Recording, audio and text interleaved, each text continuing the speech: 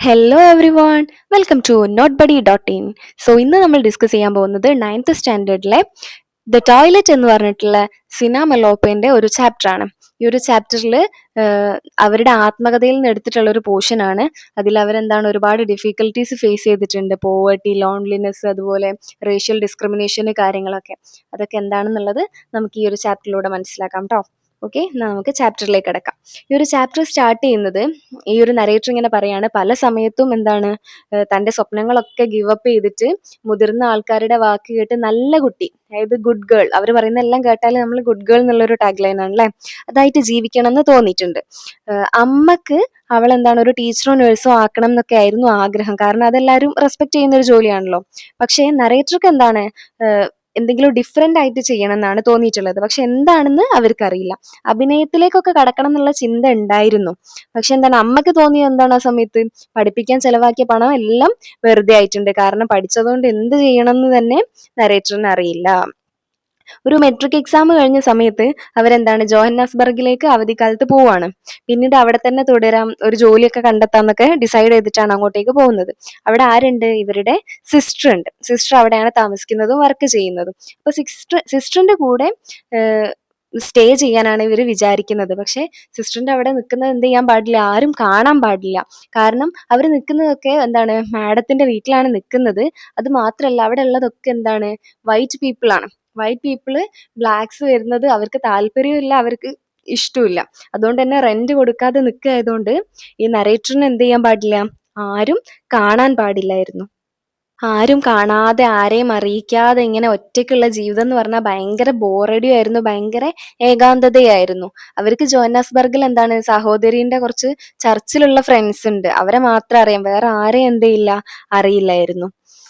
Week ഡേയ്സിൽ, അതായത് തിങ്കൾ മുതൽ വെള്ളി വരെ അവളുടെ സഹോദരി എന്താണ് അവളെ മുറിക്കുള്ളിൽ പൂട്ടി വെക്കും. അതുകൊണ്ട് തന്നെ എന്താണ് അവിടെയുള്ള മാഡം അവരെന്ത് ചെയ്യില്ല, കാണില്ല. മാഡം കൂടുതലും എന്താണ് വീട്ടിൽ തന്നെ ആയിരിക്കും ഉണ്ടാവുക, നഖം പെയിന്റ് ചെയ്യുക, അതുപോലെ സുഹൃത്തുക്കളായിട്ട് കുറച്ച് ടീ കുടിക്കാൻ പോവുക, അല്ലെങ്കിൽ എന്താ സ്വിമ്മിംഗ് പൂളിന്റെ അരികിൽ കിടക്കുക, ഇതൊക്കെയായിരുന്നു മാഡത്തിന്റെ ഒരു പരിപാടി.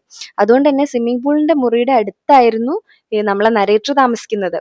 അതുകൊണ്ട് തന്നെ എന്താണ് ശബ്ദം ഉണ്ടാക്കാൻ പാടില്ല, പിന്നെ അതുപോലെ ഒരു റേഡിയോ വെക്കാൻ പോലും ഉള്ള അനുവാദം ഉണ്ടായിരുന്നില്ല. അതുകൊണ്ട് തന്നെ എന്താണ് സിസ്റ്റർ ഈ വൈറ്റ് പീപ്പിളിന്റെ വീട്ടിലൊക്കെ പോയിട്ട് വരുന്ന സമയത്ത് ഈ മാഗസിൻ ഒക്കെ ഉണ്ടാവുമല്ലോ, പഴയ മാസികകളും പത്രങ്ങളും ഒക്കെ ഇങ്ങോട്ടേക്ക് കൊണ്ടുവരുമായിരുന്നു.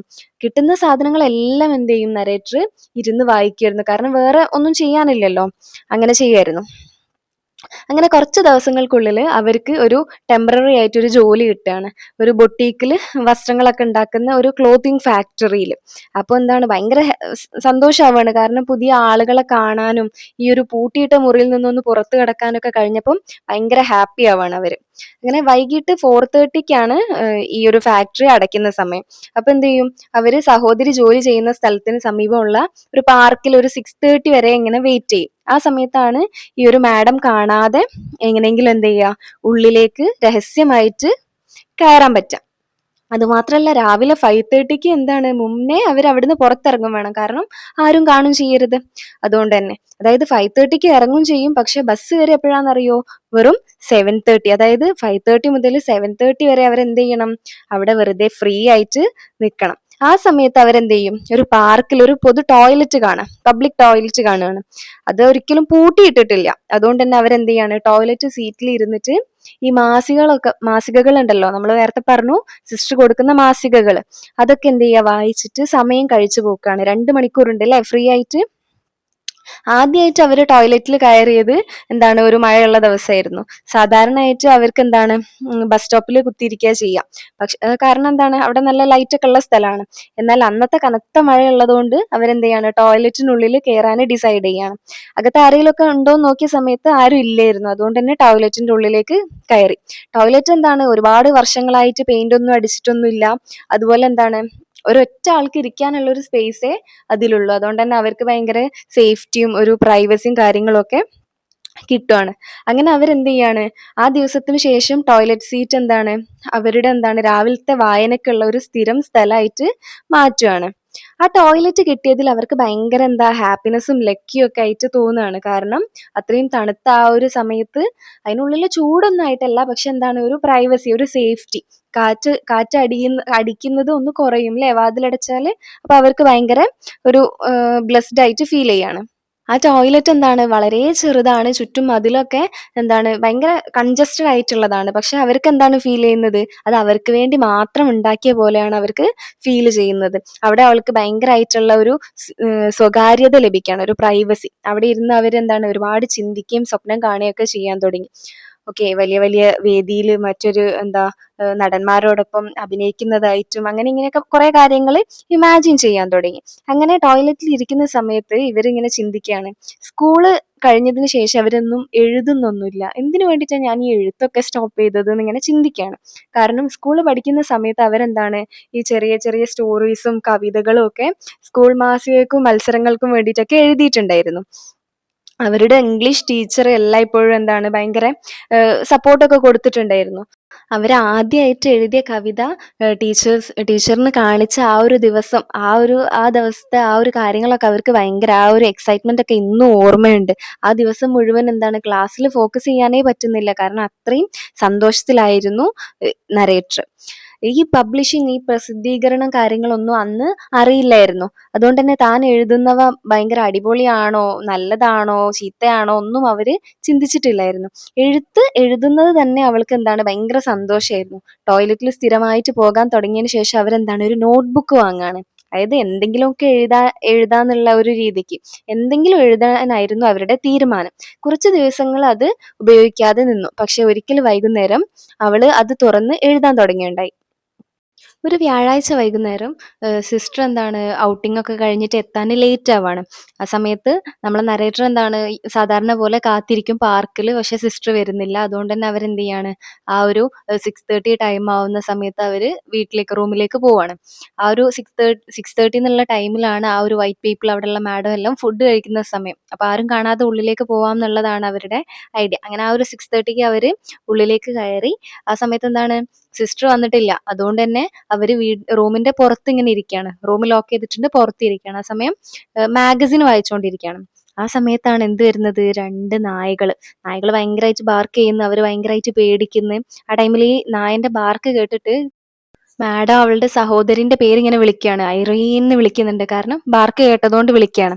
ആ ഒരു സമയത്ത് ഇവര് സംസാരിക്കുന്നില്ല, നരേറ്റർ സംസാരിക്കുന്നില്ല. കാരണം പേടിച്ചിട്ട് എന്തെങ്കിലും അനക്കം ഉണ്ടായാല് എന്താണ് നായകള് അറ്റാക്ക് ചെയ്താലോ എന്ന് വിചാരിച്ചിട്ട്. ആ സമയത്ത് മാഡം അവിടെ എത്തുന്ന സമയത്ത് ഇവരെ കാണുവാണ്. ഇവരെ കാണുന്ന സമയത്ത് വണ്ടറായി പോവാണ്. കാരണം ഇവരവിടെ പ്രതീക്ഷിക്കുന്നില്ല. അപ്പം മാഡത്തിന്റെ അടുത്ത് പെട്ടെന്ന് പറയും, ദയവായി എന്നെ ഇതിന്ന് രക്ഷിക്കണം എന്ന്. അപ്പൊ മാഡം പറയുന്നുണ്ട്, അത് കടിക്കൊന്നുമില്ല, നീ എപ്പോഴാ അവിടെ എത്തിയിട്ടുള്ളത്, നീ എപ്പോഴാ വന്നത് എന്ന് ചോദിക്കും. അപ്പം നരേറ്റർ പറയുന്നത് എന്താണ്, ഞാൻ കുറച്ച് സമയമായിട്ടേ ഉള്ളൂ, സിസ്റ്ററെ കാണാനും സംസാരിക്കാനും വന്നതായിരുന്നു, സിസ്റ്ററെ കാണുന്നില്ല. അപ്പൊ പറയാണ്, അവരിവിടെ ഇല്ല, ഞാൻ അവർക്ക് മെസ്സേജ് കൊടുക്കാം, നീ ഇവിടെ വന്നിട്ടുണ്ടായിരുന്നു എന്നുള്ളത്, നീ വേണമെങ്കിൽ വീട്ടിലേക്ക് പോയിക്കോന്ന് പറയാണ്.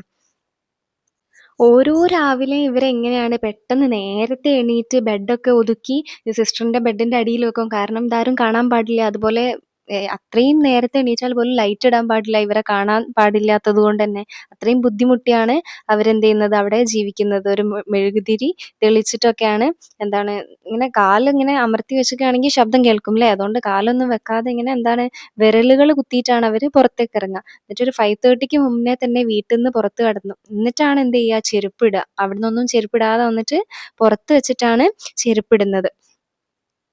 ഇത്രയും ബുദ്ധിമുട്ടുകളൊക്കെ അവര് സഹിക്കുന്നുണ്ട്. അങ്ങനെ സിസ്റ്ററിനെ കണ്ട സമയത്ത് അവിടെ നടന്ന കാര്യങ്ങളെല്ലാം മാഡത്തിനെ കണ്ടതും നായകള് കുരച്ചതും എല്ലാ കാര്യങ്ങളും സിസ്റ്ററിന്റെ അടുത്ത് പറയാണ്. ആ സമയത്ത് സിസ്റ്റർ ഭയങ്കരമായിട്ട് എന്താണ് ദേഷ്യത്തോടെ ചോദിക്കുകയാണ്, എന്തുകൊണ്ടാണ് എന്നെ ഒന്ന് കാത്തിരിക്കാഞ്ഞത്, കാത്തിരുന്നേ ഞാൻ വരില്ലായിരുന്നോ, ഇനി നിന്നെ കണ്ടാല് എന്ത് എക്സ്ക്യൂസാണ് നമ്മൾ പറയാന്നൊക്കെ ചോദിച്ചിട്ട് സിസ്റ്റർ ഭയങ്കരമായിട്ട് ദേഷ്യം കാണിക്കുന്നുണ്ട്. ഭക്ഷണം എല്ലാം കഴിച്ച്, പക്ഷെ അവർ തമ്മിൽ എന്ത് ചെയ്യുന്നില്ല, ഒന്നും സംസാരിക്കുന്നൊന്നുമില്ല. കാരണം സിസ്റ്റേഴ്സ് ഒക്കെ അങ്ങനെയാണല്ലേ, എന്തെങ്കിലും പ്രശ്നങ്ങളൊക്കെ ഉണ്ടെങ്കിൽ കുറച്ചേരം സംസാരിക്കാതിരിക്കും. അങ്ങനെ നരേറ്ററിന് എന്താണ് ഭയങ്കരമായിട്ട് ലോൺലി ആയിട്ട് ഫീൽ ചെയ്യാണ്, ഒറ്റപ്പെട്ട പോലെ.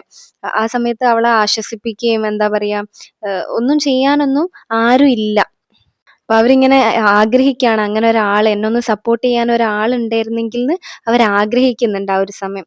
നെക്സ്റ്റ് ഡേ മോർണിംഗിൽ അവരെന്താണ് പതിവിലും നേരത്തെ എണീറ്റിട്ട് എന്താണ് ഭയങ്കര എനർജറ്റിക് ആയിട്ട് എണീക്കുകയാണ്. എന്നിട്ട് പെട്ടെന്ന് തന്നെ സാധനങ്ങളൊക്കെ ഒതുക്കി അങ്ങനെ നേരെ എവിടേക്കാ പോകുന്നത്? അവരുടെ ടോയ്ലറ്റ് അല്ലേ. അവളതിനെ എന്റെ ടോയ്ലറ്റ്, മൈ ടോയ്ലറ്റ് എന്നാണ് വിളിച്ചിട്ടുണ്ടായിരുന്നത്. കാരണം അവിടെ എന്താണ് തൻ്റേത് മാത്രം എന്ന് തോന്നിയിട്ടുള്ള ഒരു സ്പേസ് ആയിരുന്നു ആ ഒരു ടോയ്ലറ്റ്. ബാഗിൽ നോട്ട്ബുക്ക് ഒക്കെ ഉണ്ടെന്ന് ഉറപ്പാക്കിയിട്ടാണ് അവരെന്ത് ചെയ്യുന്നത് അവിടേക്ക് പോകുന്നത്.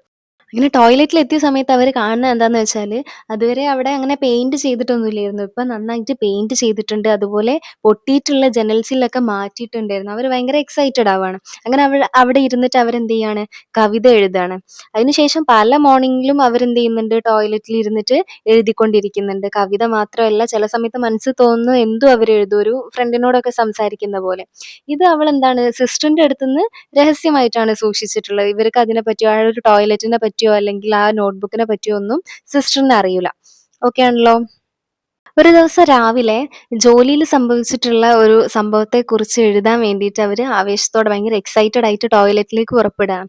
അവിടെ സൂപ്പർവൈസർ ഒരു മോഷണം കണ്ടിട്ടും റിപ്പോർട്ട് ചെയ്യാത്തത് കൊണ്ട് തന്നെ സൂപ്പർവൈസർ ഇവരോട് ഭയങ്കര ഷൗട്ട് ചെയ്തിട്ടുണ്ടായിരുന്നു. അപ്പൊ അതിനെപ്പറ്റി എഴുതാൻ വേണ്ടിയിട്ടാണ് അവിടെ പോയിട്ടുള്ളത് ടോയ്ലറ്റിൽ. പക്ഷെ ആ ഒരു സമയത്ത് അവൾ എന്താണ് വണ്ടറടിച്ച് നിൽക്കുകയാണ്. കാരണം അതിന്റെ വാതിൽ ലോക്കായിരുന്നു. ആദ്യമായിട്ടാണ് അവള് തിരിച്ചറിയുന്നത് ഈ ടോയ്ലറ്റ് ഒരിക്കലും യഥാർത്ഥത്തിൽ അവളുടെ സ്വന്തമായിരുന്നില്ല. പക്ഷെ അവളെന്താണ് മൈ ടോയ്ലറ്റ് എന്നൊക്കെ ആയിരുന്നു വിളിച്ചിട്ടുണ്ടായിരുന്നത്. അങ്ങനെ അവൾ എന്ത് ചെയ്യാണ് പതുക്കെ നടന്ന് അതിനടുത്തുള്ള ഒരു ബെഞ്ചിൽ ഇരുന്നിട്ട് സൺറൈസ് കണ്ട് അങ്ങനെ കഥ എഴുതാൻ തുടങ്ങി. ഇങ്ങനെയാണ് നമ്മൾ ഈ ഒരു ചാപ്റ്റർ ഇവിടെ അവസാനിക്കുന്നത്. അതായത് ഒരു സാധാരണ ഒരു പബ്ലിക് ടോയ്ലറ്റ് മാത്രമായിരുന്നെങ്കിലും കൂടിയിട്ട് അത് നമ്മളെ നരേറ്ററിന് എന്താണ് ഒരു ഫ്രീഡത്തിന്റെയും ഒരു ഡ്രീംസിന്റെയും ഒക്കെ പ്ലേസ് ആയിരുന്നു. അവര് സ്വന്തം കഴിവുകളൊക്കെ തിരിച്ചറിഞ്ഞത് ആ ഒരു സ്ഥലത്ത് വെച്ചിട്ടായിരുന്നു. ഈ കഥ നമ്മളെ പഠിപ്പിക്കുന്നത് എന്താന്ന് വെച്ചാല് ജീവിതം എത്ര തന്നെ കഠിനമായാലും എന്താണ് ധൈര്യവും എന്താ പറയാ ക്രിയേറ്റിവിറ്റിയും ചിന്തകളും ഒക്കെ നമ്മളെന്താണ് മുന്നോട്ട് കൊണ്ടുപോകുമെന്നാണ് ഈ ഒരു ചാപ്റ്റർ നമുക്ക് കാണിച്ചു തരുന്നത്. അപ്പൊ ഈ ഒരു ചാപ്റ്റർ ഇത്രയേ ഉള്ളൂ. ഈ ചാപ്റ്റർ ഇഷ്ടമായിരുന്നുണ്ടെങ്കിൽ ഫ്രണ്ട്സിന് ഷെയർ ചെയ്യുക, അതുപോലെ ലൈക്ക് ചെയ്യുക, സബ്സ്ക്രൈബ് ചെയ്യുക. പിന്നെ അതുപോലെ ഈ ചാപ്റ്റർ റിലേറ്റഡ് എല്ലാ ക്വസ്റ്റ്യൻ ആൻസറും കാര്യങ്ങളും ആക്ടിവിറ്റീസും എല്ലാം notebuddy.in എന്ന് പറഞ്ഞിട്ടുള്ള സൈറ്റിൽ കിട്ടുന്നതാണ്. അത് ചെക്ക് ചെയ്ത് നോക്കുക, നന്നായിട്ട് പഠിക്കുക, എക്സാം എഴുതാം. See you in next video. By.